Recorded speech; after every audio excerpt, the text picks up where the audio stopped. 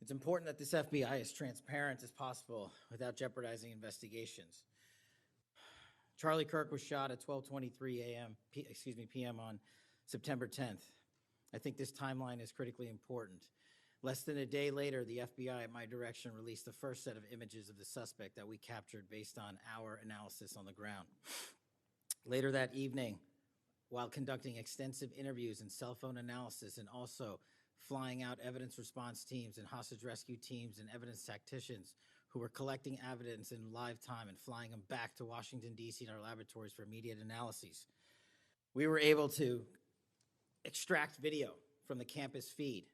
And at my direction at 8 p.m., in partnership and promise to working with the public to bring this fugitive to justice, we released a newly, never before seen video of the suspect. We also released new enhanced photos of the suspect. A few hours later, that suspect was in custody, pursuant to the interrogation of the suspect's own father, who stated, "When I saw that video that you released, I recognized it was my son, and I confronted him, and he was handed over to lawful law enforcement authorities."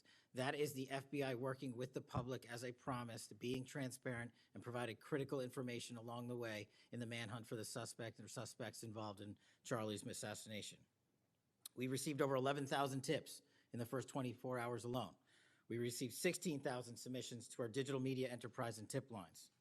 That is a large number of material to go through. I want to thank President Trump and the Attorney General, Pam Bondi, for their unwavering support and commitment of resources to this and all investigations. I also want to especially thank our colleagues in Utah, the Governor's Office, DPS, and the sheriffs out there.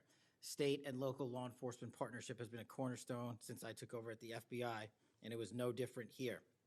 And our teams in Salt Lake City, our SACs out there across the country, our lab technicians in Quantico who raced to complete the evidence analysis so the public could have the answers they need. These people worked through the night without sleep for days on end. They are to be commended. They are not to be attacked.